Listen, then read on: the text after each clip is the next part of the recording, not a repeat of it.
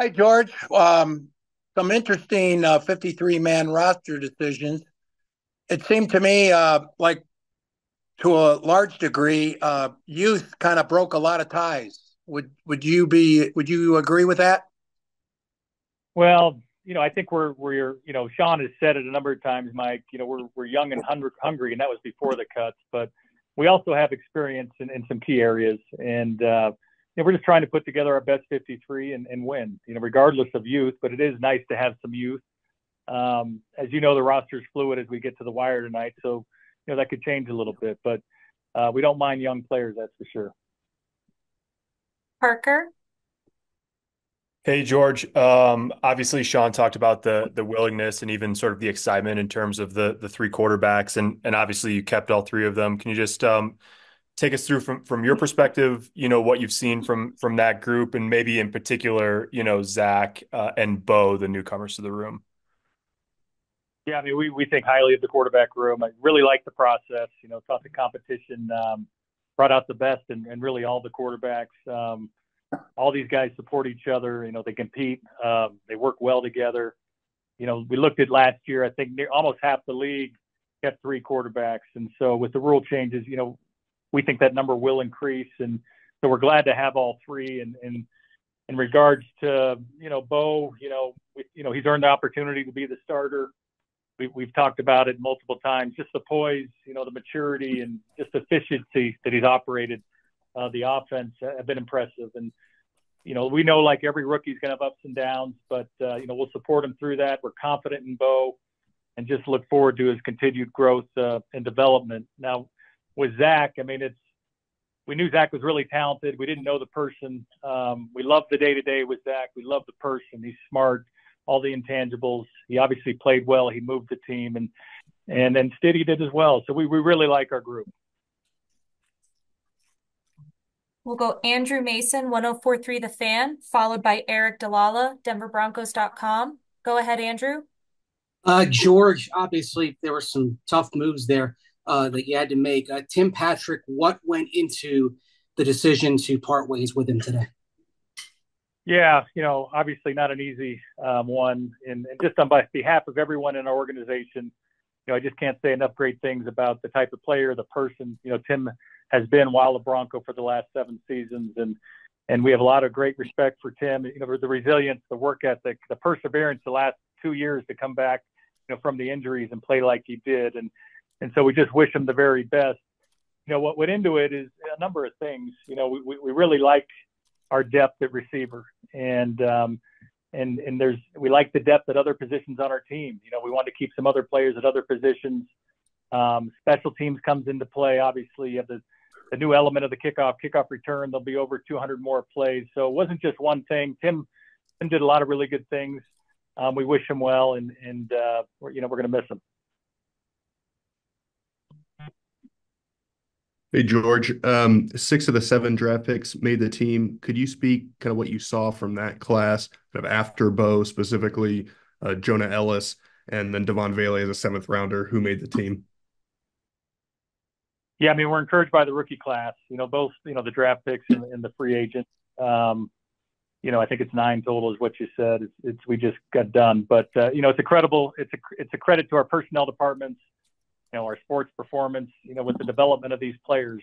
Obviously time will tell as we get to the regular season, but we like the class so far. Jonah Ellis is everything we saw in college, plays with his hair on fire. He obviously can rush the passer. He's gotten better in the run game. He's gotten stronger. So we like the track he's on. Troy Franklin, you see the talent every day. Work in progress as a receiver. He's learning. You see the speed, the playmaking. We see it in practice. He's coming on. Where were we next? Who's our 4th, Smythe? 5th. Audric Estime. Do you want me to go through each one, Eric? If you want to. Sure. Well, I mean, Estime we like. He thought he finished strong. He's big. He's powerful. He can catch. He can protect. And then Chris Abrams-Drain, he was probably the slowest starter in the offseason, a little behind the group, and then he caught up quickly as we got through camp, as we got through the games, more confidence, more playmaking ability. We feel like he's game ready if he has to play. Really encouraged with him. And then, Vele's Vele's mature, as we know, plays like a pro. Feel like he can play right, in a game in Seattle if he has to. And so like him as well. Appreciate Did I cover them all? Yeah, thank you. Gargiulo, Gargiulo is just a small sample size, obviously. We'll go Arnie Stapleton, Associated Press, followed by Troy Rank with the Denver Post. Go ahead, Arnie. Hey, George, you touched on it earlier with the Tim Patrick situation, but the new kickoff rules, what kind of a role did that play? Did special teams play a bigger, sort of an outsized role in this year's roster cut down? I know maybe you need bigger players. Yeah, Arnie. I think it always plays a role, but even more so this year. I think Westhoff tells me it's 200 plus plays on special teams. And so obviously that factors in a lot of our decisions. Certainly, the defensive backfield, we had an injury. Mathis was a really good teamer. So how do we compensate there? So it's a big puzzle. It's roster management. Special teams are a huge emphasis, and even more so to answer your question now that with the new kickoff. Go ahead, Troy. George, sometimes when teams go young, they admit that they're rebuilding. That has not been the case with you guys. Have expectations changed at all, or what are those of this team as the roster is clearly becoming, as you and Sean say, young and hungry? No, our expectations haven't changed. It's day to day, man. We're just trying to get better each and every day. Really encouraged from what we saw during training camp and the preseason. It is young, it's hungry. But like I said, we do have experience in a lot of areas. You look at McGlinchey, Bowles, Singleton, DJ Jones, Zach Allen. So we're trying to win. This 53-man roster gives us the best chance to win. The practice squad will be an extension of the 53-man roster. That's what we're going through now. And those guys will contribute to help us win. So, no, we're all about winning. It's not like basketball where you have 2 or 3 years. We're trying to put the best roster together right now for Seattle. Zach Stevens of DNVR, followed by Nick Kosmider of The Athletic. Go ahead, Zach. Hey, George, I wanted to ask you about Samaje Perine and moving on from him. And who do you see among the running backs taking his role specifically in those final 2 minutes of each half? Yeah, I'm going to let Sean probably talk about that and the roles. With Samaje, another great pro, he's going to move on and do well somewhere else. Another stacked room, and it's not just because they're young. We like the talent. They are young. They are talented. The whole group, Javante, Jaleel, Estime, and then this Watson kid's really talented. So I'll let Sean kind of answer that question. We like the room. Loved having Samaje here. He won us games, and so we just wish him the best. Nick? Yeah, hey, George, you mentioned, and Sean mentioned this a couple of days ago about this process being fluid. Obviously, there's a lot of work ahead, or that happened this weekend and that is ahead.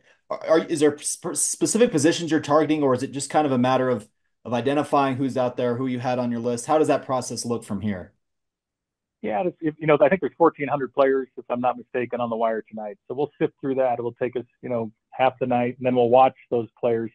Any way we can upgrade our team, we'll do that. Now, we feel like we're stronger in certain areas on our team, maybe a little weaker, and if we can upgrade the weaker areas, we'll do that. But we're looking across the board. Any way to upgrade our team. It could be just a special teamer. It may be just a gunner. It may just be a small role. We've done that before. So we're looking any way we can to upgrade our team, on the wire tonight, or it could be a trade. It could be. Last year we didn't put a claim in, but we signed 4 new players to our practice squad. All 4 of those players ended up playing, and then we made a trade for Will Lutz. So there's not as many claims as you think. I think there was 24 last year, but you still can make some hay as you work the wire. Brandon Cristal of KOA Radio, followed by Jeff Legwold of ESPN. Go ahead, Brandon.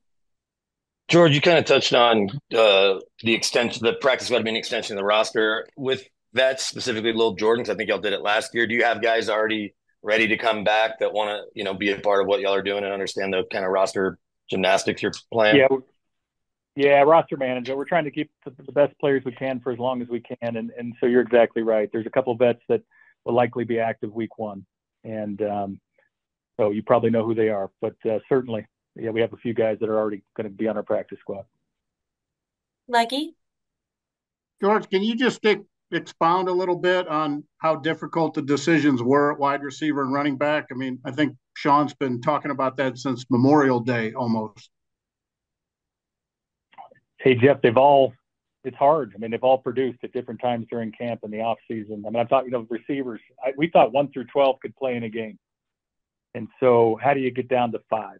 And so, there was a lot of collaboration, between Sean, the scouts, myself, the coaches, and it's hard. It just doesn't happen overnight. We talked about this really all through camp. We knew we had some tough decisions to make, and we drafted 2, right? We signed a free agent in Josh Reynolds.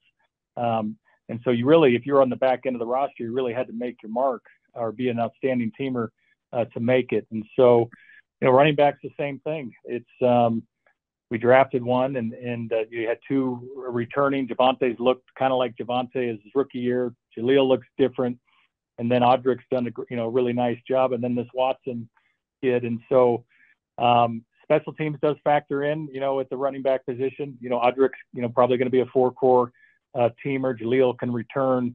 Watson can do some things on teams, so that does factor in. Not as much with receivers. We would like to have a teamer as receiver. Right now, we don't.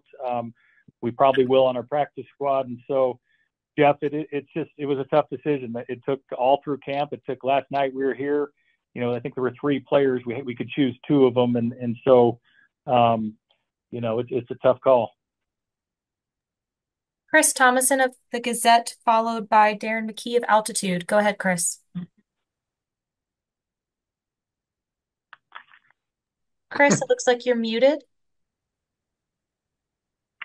Hey, George, Chris Thomason here. How much more is this team now being shaped in the image of kind of the type of players that Sean Payton wants and fit his systems and that sort of thing? Yeah, I think we're getting there, Chris. I think you watch this team all through training camp, all through the off-season program. These guys are very competitive. They want to win like every team, but you see our camps. We have 6 practices in a row, and then we have 1 day off. You see the energy, you see the enthusiasm of these players, and that's a reflection of Sean. And they're just excited what we're building, just how they work and go about their business day to day. And we're getting there, Chris. I think, time will tell. We'll see when we get to the regular season, but we certainly like the foundation. And again, I can't say enough. We're excited for this season and beyond. Darren? Hey, George, how do you separate what you see in production on the field compared to the potential of the future when it comes to making these decisions? No, you got a young, short and long term. You're always looking at, and it's hard. And you balance that, by other areas, whether it's special teams, the depth behind, certain players. It's a puzzle, and just trying to get to that, to fix the puzzle is the hardest thing that we do. And so you watch a lot of tape, you have a lot of discussions, a lot of collaboration. We evaluate every day, every practice in the off season. Obviously the games, full body of work, I would say, is how do you come to that final, you don't want to, you're always going to have players that aren't quite ready, developmental players, and can you get them through? Can you get them on the practice squad? And so those are the discussions you have in regards to roster management. How long is it going to take a certain player to develop? I think by mid-season, do I think by the end of the season, can we survive if that player doesn't play with what we have? And so those are all the discussions you have. And the biggest guesswork we do, and we use it's not just guess, we use analytics, certain positions that clear more than others, whether you can get a guy through. And so those are the discussions we have, and there's a lot that goes into it. A player that is potential, you don't want to use the potential for a ready-made player. And so, again, short and long-term views come into play. Mike Kliss? Yes, George. Speaking of that, Uwazurike, you guys obviously like him. First of all, to take him back when not all teams take their, guys coming off gambling suspensions, and then putting them on the 53, even though I assume he's still got a ways to go before he gets his sea legs and everything back up to speed. Can you just kind of talk about where you guys are at? Yeah, Mike. Yeah, good on question. And he's taken full responsibility, obviously, for his actions. Feel like he's learned from it. He's moved forward. He's shown remorse, been accountable. Since he showed up here, he showed up in shape. He's only been here, 3 weeks, and he's not quite there. He's rusty, but he's big. He's athletic. He's talented. He plays hard. And so we thought the talent was too much. We love the kid. It's a really good kid who made a mistake. Weren't able to see him for a year. So when he showed up and he looked like he did, we thought that was really positive, that he's been keeping himself in shape. And so, we're glad he's here. He's going to help us. Parker, then Kyle Fredrickson of the Gazette. Go ahead, Parker. Yeah, George, same position group. What did Jordan Jackson do? I mean, obviously he had the 2 sacks in the preseason finale there, but just from the practice squad last year and then, camp and preseason this year, what have you seen from him? Because that obviously was a pretty tough group to crack there. Yeah, it was. Jordan's really improved since we've gotten him. And I would say he's gotten stronger. He's always had the athletic abilities. He was a pet cat of mine when he was at Air Force. We were going to draft him, but the Saints took him. So we monitored him, and obviously we're able to get him on our roster. And again, he's been athletic. He could always rush, and now he's gotten stronger, playing with better leverage, learning the defense more. He really fits what Vance is doing up front.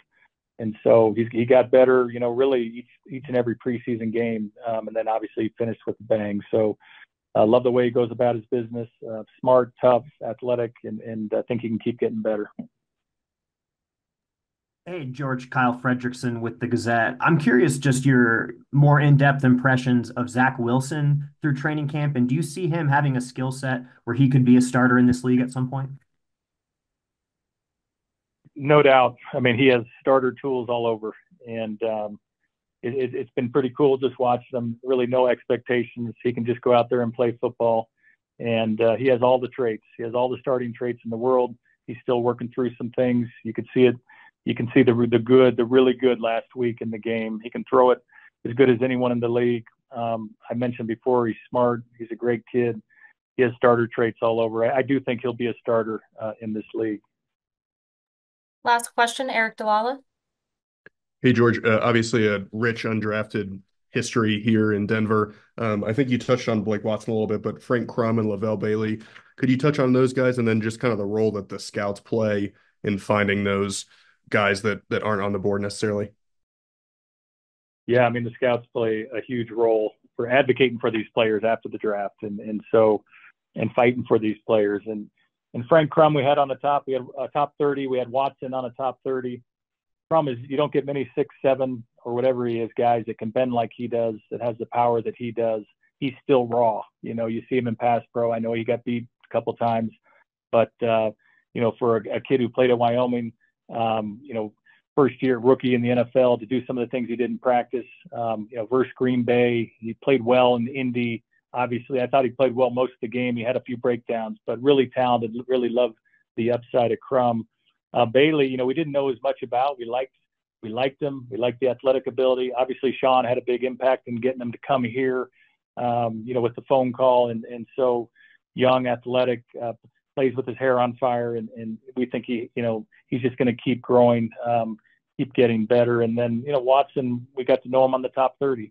And that's why those top 30s are really important. You get to know the player. He gets to see what you're all about, gets to see Denver, our facilities, and it makes it easier when you're trying to get him, as a college free agent. But, it's all about the scouts developing relationships with these players. And that's, I think we got 4 last year and 3 this year. So, and of those 4, I think, Jaleel made an impact. Nate Adkins, I know I'm leaving a couple guys out. Palcho, made the team this year. So, I'm really fired up about these guys.